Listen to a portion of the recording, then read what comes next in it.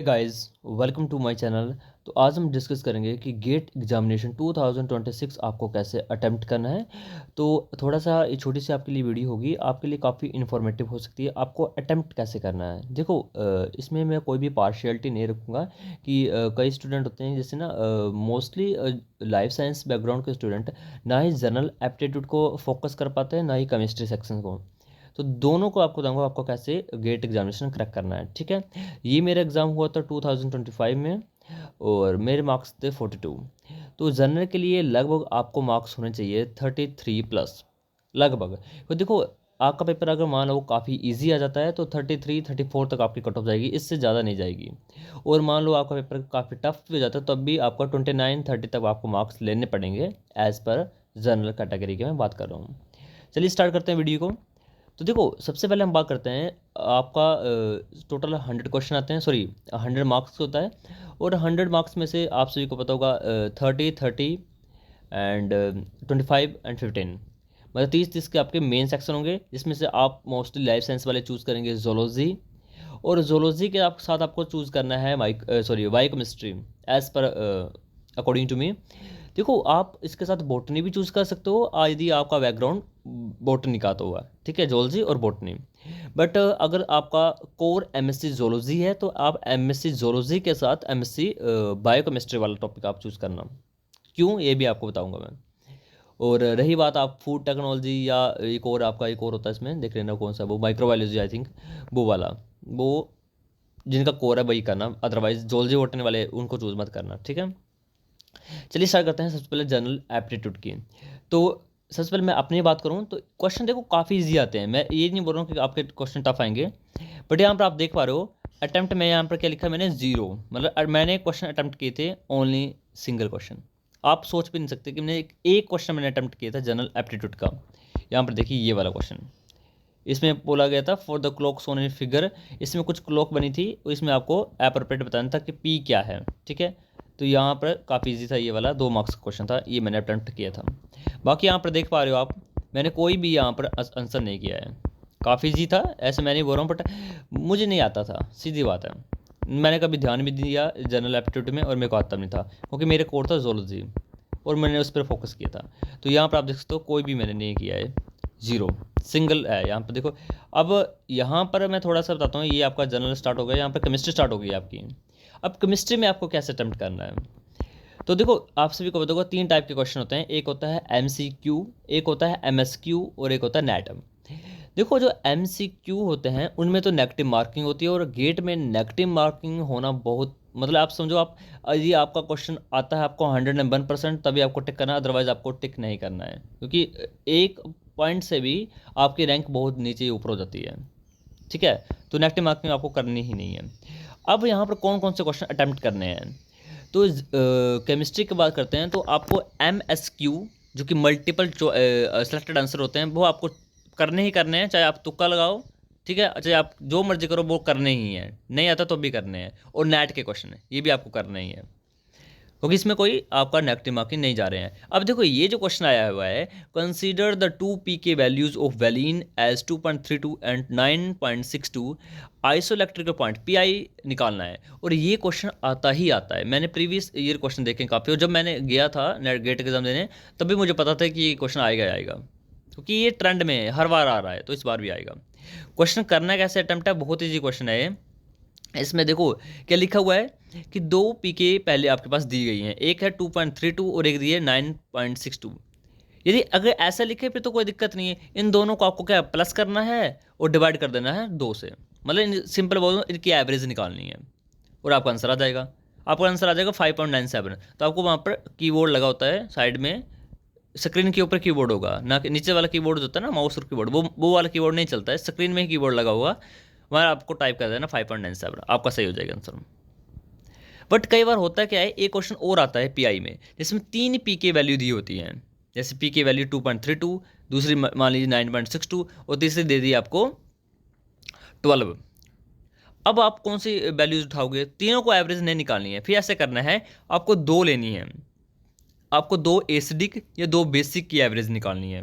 For example मैंने जो अभी एग्जांपल दिया था जिसमें 2.32, 9.6 और 12, तो आपको 9.6 प्लस 12 डिवाइड बाई 2 जो भी आंसर आएगा वो आपको लिखना है। असल में इसका कॉन्सेप्ट काफ़ी डीप है, बट मैं सिंपल आपको ट्रिक बता रहा हूँ। मान लो ऐसा लिखा होगा 6 या 5.5, ऐसा लिखा 2.3 प्लस 9.6 प्लस 5। अब क्या करना है आपको, अब जब अगला ग्रुप एसिडी का ग्रुप आ रहा है तो आपको बेसिक छोड़ देना है, यानी 9.6 आपको छोड़ देना, तब आपको करना है 2.3 प्लस 5.5 डिवाइड बाई 2, जो भी आंसर है आपको लिखना है। असल में होता क्या है कि जब भी 3 वैल्यूज दी गई हैं आपको 2 निकालनी है, तो दोनों आपको एसिडिक लेने हैं या तो आपको दोनों बेसिक लेने हैं। ऐसा नहीं करना कि एक एसिडिक ले लिया और एक बेसिक ले लिया ना, ऐसा नहीं होना। ठीक है, समझ गया आप आई थिंक। ये क्वेश्चन नेट का क्वेश्चन होता है, ये आता है और ये आपको अटेम्प्ट करना है। आगे चलिए, आगे देखो केमिस्ट्री के भी मैंने कुछ अटेम्प्ट नहीं किए थे। देखो ये है MSQ। ठीक है, मुझे कुछ समझ नहीं आता क्या क्वेश्चन लिखा था, क्योंकि मैं केमिस्ट्री पढ़ के भी नहीं गया था, क्योंकि हमने उस टाइम तैयारी नहीं की थी गेट की, स्पेशली केमिस्ट्री का तो पढ़ा नहीं था मैंने, तो मुझे नहीं पता था क्या क्वेश्चन था ये। बट मैंने यहाँ पर इसको वो लगाया था, मैंने गैस लगाया था तो सही हो गया था। ठीक है, तो इसमें आपको तुक्के लगाने हैं, मैं आपको बताऊँगा आपको कैसे लगाना है वो भी। ठीक है, उसकी भी एक ट्रिक होती है। अभी तक आपको लिख चलो कि आपको गैस लगाना है MSQ में। यहाँ पर देखो ये भी मैंने किया था, मे भी सही गलत हो गया होगा। ये देखो मतलब काफ़ी तो मैंने अटेम्प्ट नहीं किए थे। MCQ तो मैंने अटेम्प्ट ही नहीं किए थे, मैंने अटेम्प्ट किए होंगे नेट में तो कुछ भी लिख दो, नहीं आता है कुछ ना कुछ लिख दो, और एक MSQ। ठीक है, यहाँ पे देखो आप देख रहे हो कि MSQ सही है। ठीक है, मैंने अटेम्प्ट किए हुए हैं, वो तो आपको करना ही है। यहाँ पर देखो ये भी MSQ है, चाहे आए या ना आए आपको।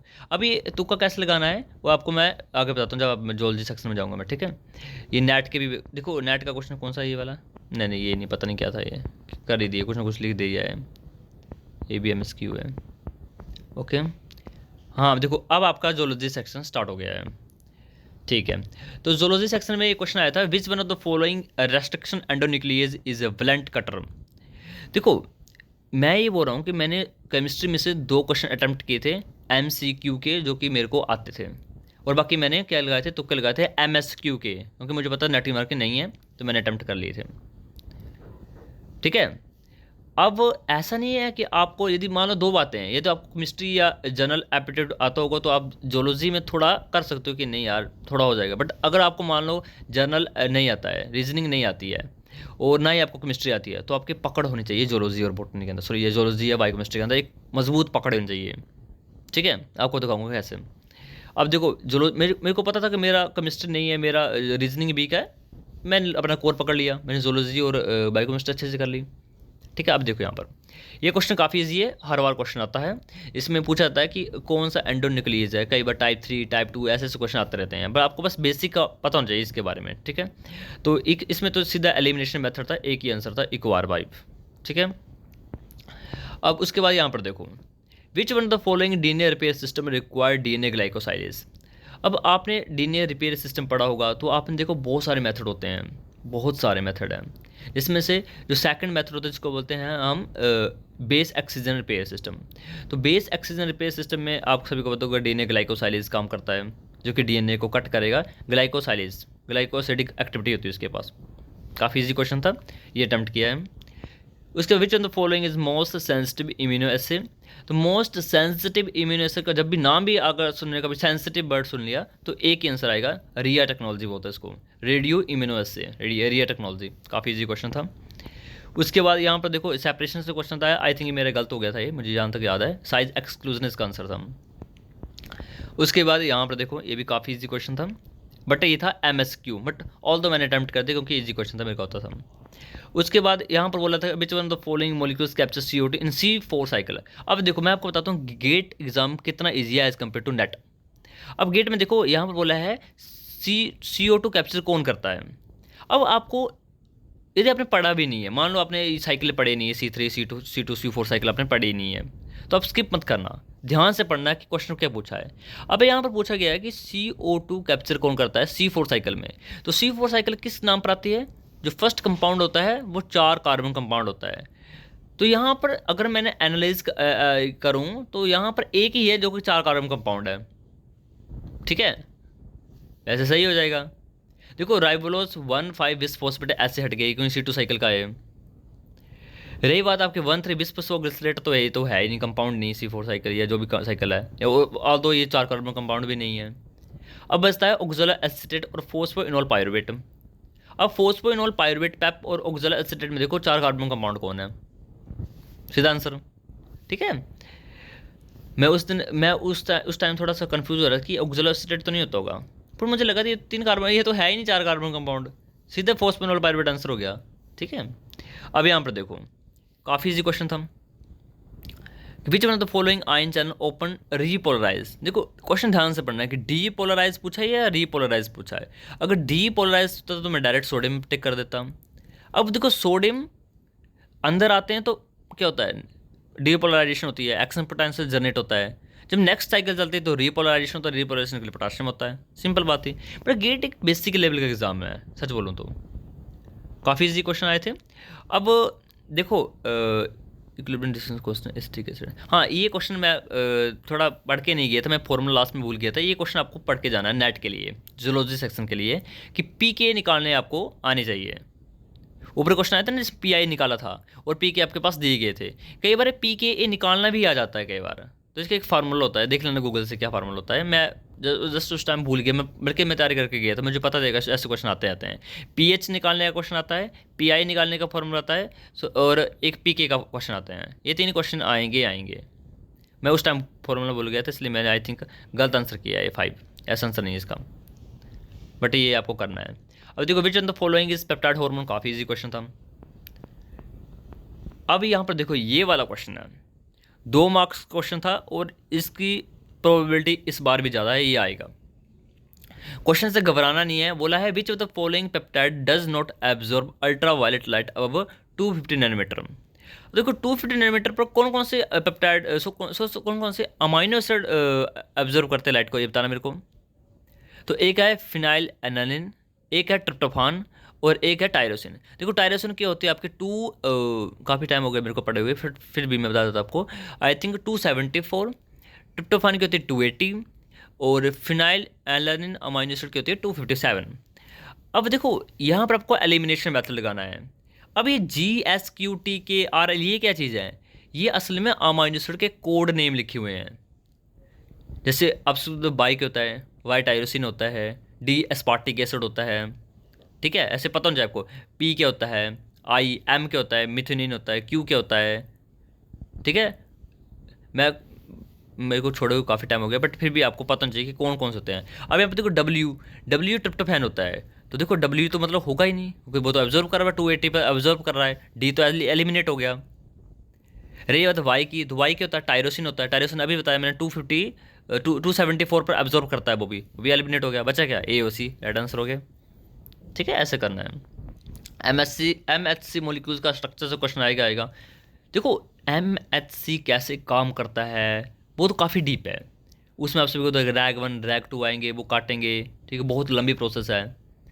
बट आपसे सिंपल स्ट्रक्चर पूछता है, गेट बेस तक रहता है और नेट आपका डीप जाता है, ठीक है। तो बस स्ट्रक्चर से पूछा गया, आपको बताना है कि अल्फा और बीटा डोमेन में क्या क्या होता है, बस सिंपल क्वेश्चन था, 2 मार्क्स का क्वेश्चन था ये भी। ओके, पहचानना कैसा है, MCQ कौन और MSQ कौन है। तो MCQ आपका यहाँ लिखना, मार्क्स में देखना, 1 मार्क्स का होता है MCQ और 2 मार्क्स का MSQ होता है, ठीक है।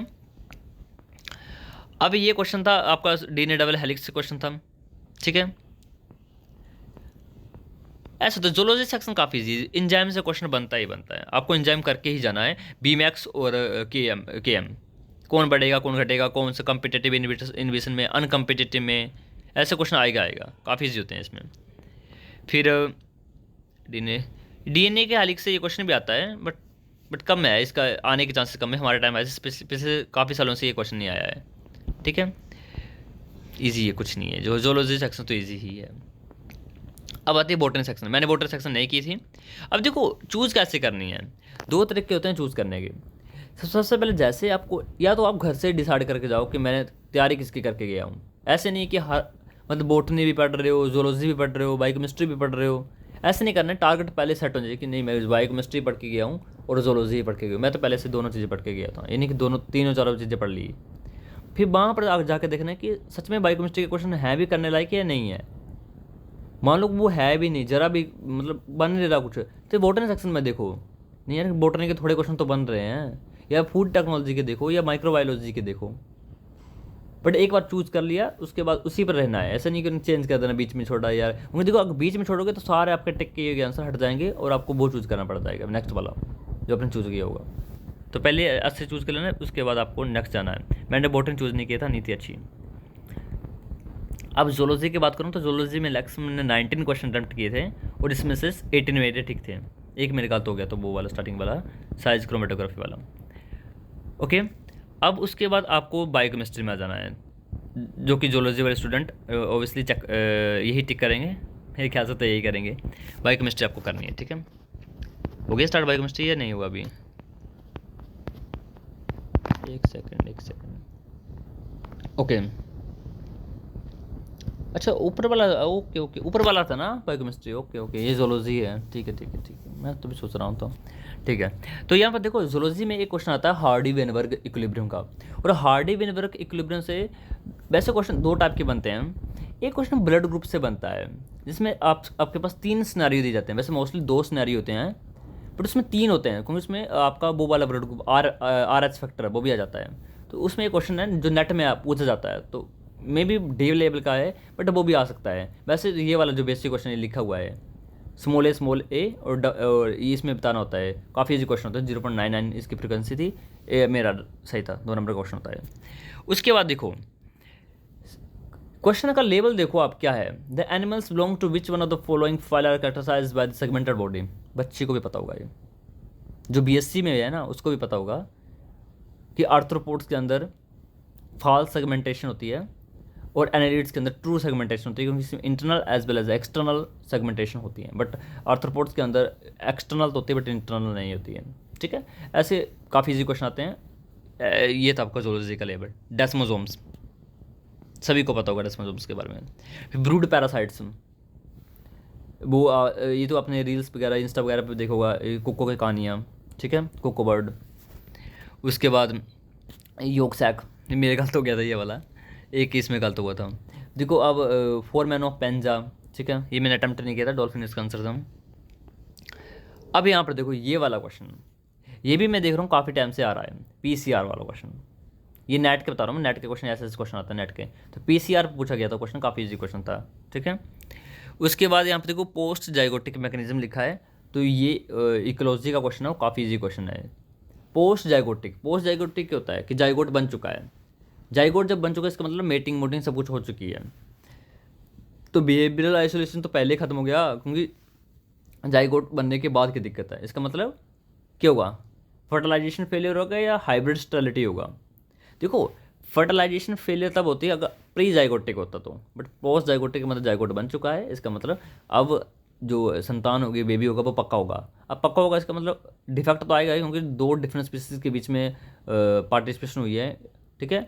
तो हाइब्रिड स्टेरिलिटी या हाइब्रिड इनफर्टिलिटी भी लिखा जा सकता था, या एक और टर्म होती है इसमें हाइब्रिड ब्रेकडाउन, वो भी हो सकता था, ठीक है। बट यहाँ पर हाइब्रिड स्टेरिलिटी ऑप्शन दिया था। काफ़ी बेसिक क्वेश्चन आते हैं, आपको बेस रखना बस।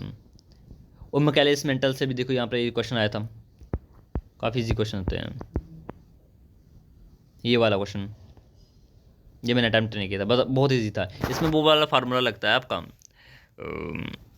Are N upon N minus one, इसमें वो फैक्टोरियल वाला क्वेश्चन लगता है, फैक्टोरियल वो वाला, ठीक है, इंडिपेंडेंट असॉर्टमेंट वाला, वो काफ़ी ईजी था। ये डिजीज़ पढ़ के जाना आपको, तो कुछ नहीं है, बेसिक जो क्वेश्चन आता है जोलॉजी और बायोकेमिस्ट्री का तो आप कर लोगे।